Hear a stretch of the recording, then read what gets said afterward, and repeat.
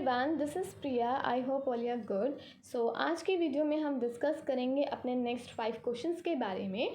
इससे पहले जो वीडियो था उसमें हमने 1 to 5 क्वेश्चंस डिस्कस किए थे related to economics. MCQ questions हमने डिस्कस किए थे, that is multiple choice questions. ठीक है, तो आज हम आगे के कुछ 5 क्वेश्चंस को डिस्कस करते हैं। आई होप जो पहले के 5 क्वेश्चंस थे वो भी आपको अच्छे से समझ आ गए हो। तो लेट्स गेट स्टार्टेड।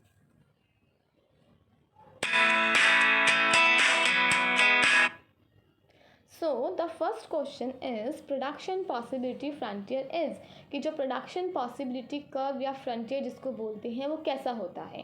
तो फर्स्ट ऑप्शन आपके पास है दैट इज डाउनवर्ड स्लोपिंग होता है।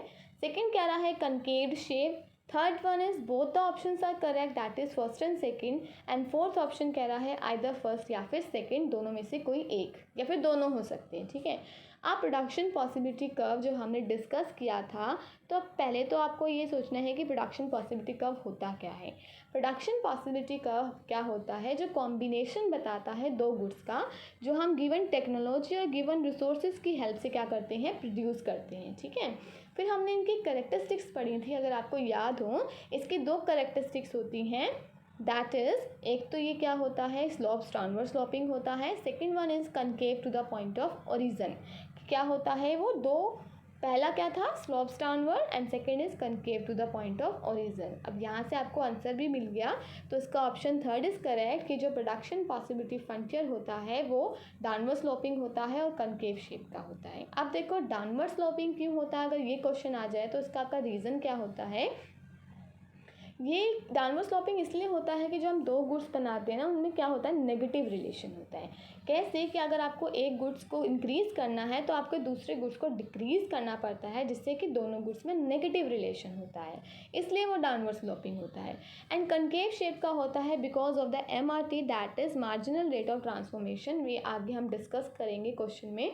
तो MRT की वजह से क्या होता है, आपका PPC कनकेव शेप का होता है। तो आंसर क्या हुआ आपका, ऑप्शन सी। ठीक है, नेक्स्ट पे बढ़ते हैं। नेक्स्ट क्वेश्चन कह रहा है which of the following is an example of positive economy. इनमें से कौन है ऐसा ऑप्शन है जो पॉजिटिव इकोनॉमी का एग्जाम्पल है, या फिर कौन सी पॉजिटिव इकोनॉमी है। So first option is India should take steps to control rising prices. India को स्टेप लेने चाहिए अपने प्राइसेस जो हमारे राइज हो रहे हैं ना, उनको कंट्रोल करने के लिए। सेकेंड कह रहा है there are inequalities of income in our economy, कि हमारी इकोनॉमी में इनकम में क्या है, डिस्ट्रीब्यूशन जो हम करते हैं उसमें इनइक्वालिटीज़ हैं, सबको इक्वल अपॉर्चुनिटीज़ नहीं दी जाती। India should not be an over populated country, कि इंडिया क्या है, ओवर पॉपुलेटेड कंट्री नहीं होनी चाहिए। And last option is income inequality should be reduced, कि जो इनकम इनइक्वालिटीज़ हैं वो शुड बी रिड्यूस्ड हों। अब उससे पहले आपको ये पता होना चाहिए कि पॉजिटिव इकोनॉमी क्या होता है और नॉर्मेटिव इकोनॉमीज़ क्या होते हैं। दो तरह की होती हैं, पॉजिटिव इकोनॉमी होती है एक आपकी, और एक आपकी होती है नॉर्मेटिव इकोनॉमी। ठीक है, जो पॉजिटिव इकोनॉमी होती है ना, वो आपको बताती है what are the economic problems, कि कौन कौन सी इकोनॉमिक प्रॉब्लम्स होती हैं, व्हाट इट इज़ क्या होता है, व्हाट वाज कि क्या होगा, व्हाट विल बी। ठीक है, और जो नॉर्मेटिव इकोनॉमिक्स होती है ना, वो आपको बताती हैं व्हाट शुड बी, कि क्या होना चाहिए, क्या होना चाहिए था, या फिर ऐसा हो सकता था। ये नॉर्मेटिव इकोनॉमिक्स में आपको बताते हैं। तो ऑप्शंस देखो, फर्स्ट कह रहा है इंडिया शुड टेक स्टेप, कि उसको स्टेप लेने चाहिए थे। अब चाहिए थे तो मतलब क्या है, ये आपके नॉर्मेटिव इकोनॉमिक्स है। ठीक है, and third option is also saying कि India should not be an over populated country, कि इंडिया ओवर पॉपुलेटेड कंट्री नहीं होनी चाहिए। तो ये भी क्या है, आपकी नॉर्मेटिव इकोनॉमिक्स है। एंड लास्ट ऑप्शन क्या है, वो भी क्या है, शुड बी रिड्यूस, तो should be reduce also a normative economy. तो आंसर क्या हुआ आपका, option second, that there are inequalities of income in our economy, कि हमारी इकोनॉमी में क्या है, इनइक्वालिटीज़ की प्रॉब्लम है। तो ये सिंपली आपको एक प्रॉब्लम बताती है। तो ये क्या है, आपका पॉजिटिव इकोनॉमी का एग्जाम्पल है। थर्ड क्वेश्चन है what will happen to the PPF if there is a technological upgradation in case of both the goods, कि अगर PPF में अगर कोई टेक्नोलॉजिकल अपग्रेडेशन आ रहा है, कोई टेक्नोलॉजिकल एडवांसमेंट हो रहा है, तो PPF में कौन सा शिफ्ट आएगा, आपको ये बताना है। तो फर्स्ट कह रहा है राइट वर्ड शिफ्ट आएगा, second option is left word shift, and third is rotation हो जाएगी PPF में, या फिर कुछ भी फर्क नहीं पड़ेगा। अब देखो PPF में क्या होता है, दो शिफ्ट हमने डिस्कस किए थे, right word and the left word shift. ठीक है, तो राइटवर्ड शिफ्ट कब आता है? जब आपकी कोई रिसोर्सेज इंक्रीज़ हो रहे हों या फिर आपकी टेक्नोलॉजी में कोई चेंज आ रहा हो, पॉजिटिव चेंजेस की बढ़ रही हों या फिर कोई भी एडवांसमेंट हो रहा हो, तो राइटवर्ड शिफ्ट आता है, ठीक है, पीपीसी में। और लेफ्टवर्ड कब आता है? जब आपके रिसोर्सेज क्या हो रहे हों, रिड्यूस्ड हो रहे हों, आपकी कोई टेक्नोलॉजी में चेंजेस नहीं आ रहे हैं, तो उससे लेफ्टवर्ड शिफ्ट आता है। अब वो कह रहा है कि टेक्नोलॉजिकल अपग्रेडेशन हुआ है, मतलब टेक्नोलॉजी बढ़ी है, उससे क्या होगा? आपका पीपीएफ राइटवर्ड शिफ्ट हो जाएगा। तो आंसर क्या हो गया? Rightward shift in the PPF. ठीक है। फोर्थ क्वेश्चन कह रहा है in which situation can PPC be a straight line, कि पीपीसी कौन सी ऐसी सिचुएशन है जहाँ पे वो स्ट्रेट लाइन में होगा। पीपीसी स्ट्रेट लाइन में कब होगा? ऑप्शन कह रहा है व्हेन एमआरटी इज डिक्रीजिंग, जब आपका marginal rate of transformation decrease हो रहा होगा, या फिर आपका एमआरटी इंक्रीज हो रहा होगा, या फिर कांस्टेंट रहेगा, या फिर कोई भी ऑप्शन नहीं।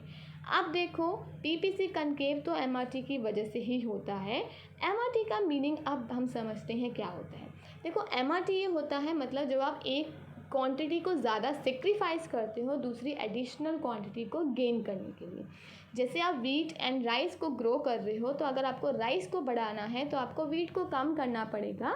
तो क्या कर रहे हो आप? एक को इंक्रीज़ करने के लिए दूसरे को सेक्रीफाइस कर रहे हो, तो उससे क्या होता है? पीपीसी कनकेव होता है। कांस्टेंट कब होगा? जब इन दोनों का रेशियो जो होगा ना वो सेम होगा। जैसे मान लो एक आपने वीट को रिड्यूस किया और एक ही आपने क्या किया? राइस बढ़ाया, तो इनका जो रेशियो है ना वो कॉन्स्टेंटली इंक्रीज डिक्रीज हो रहा है। तब होगा आपका पीपीसी स्ट्रेट लाइन में। ठीक है, तब होगा जब एमआरटी आपका कांस्टेंट रहेगा, मतलब जो सेक्रीफाइस और गेनिंग का रेशियो है ना वो कांस्टेंट रहेगा। ठीक है, जैसे 1, ठीक है, 1 के बाद फिर अगेन 1 इंक्रीज हो रहा है, दैट इज़ कांस्टेंट रह रहा है, तो उसे हम बोलते हैं पीपीसी कब होगा? स्ट्रेट लाइन में, जब एमआरटी आपका कांस्टेंट रहेगा। लास्ट क्वेश्चन है आपका economising of resources refers to saving of resources for future use. ये ऑप्शन 5 है क्वेश्चन, इसको 5 कर लेना। तो इकोनोमाइजिंग ऑफ रिसोर्सेज का मीनिंग क्या होता है? वो कह रहा है, वो उसका मीनिंग होता है कि जब आप रिसोर्सेज को फ्यूचर यूज़ के लिए सेव करके रख लेते हो। तो ये क्या स्टेटमेंट क्या है? आपको बताना है ट्रू है, फॉल्स है, दोनों में से कोई भी हो सकती है, या फिर नन ऑफ दिस। अब देखो, इकोनोमाइजिंग ऑफ रिसोर्सेज का मीनिंग होता है ऑप्टिमल यूज़ करना, कि जितने आपके पास रिसोर्सेज है आप उसको ऑप्टिमली यूज़ कर रहे हो, सेव करके नहीं रख रहे हो फ्यूचर के लिए। अब आपको ज़रूरत आज है, आप आगे सेव करके क्या कर लोगे? नहीं ना। तो ऑप्टिमम यूज़ मतलब जितने रिसोर्सेज हैं उसको अच्छी तरह से यूटिलाइज जब आप करते हो ना, तब उसको इकोनोमाइजिंग कहते हैं। तो ये स्टेटमेंट क्या होगी? फॉल्स होगी। इसका आंसर क्या हो गया? फॉल्स हो गया, क्योंकि इकोनोमाइजिंग ऑफ रिसोर्सेज का मीनिंग होता है ऑप्टिमम यूटिलाइजेशन करना रिसोर्सेज का। ठीक है, तो दीज आर द 5 क्वेश्चंस। आज हमने 5 क्वेश्चंस डिस्कस किए हैं। आई होप आपको ये सारे क्वेश्चंस अच्छे से समझ आ गए होंगे और कंसेप्ट्स भी क्लियर हो गए होंगे।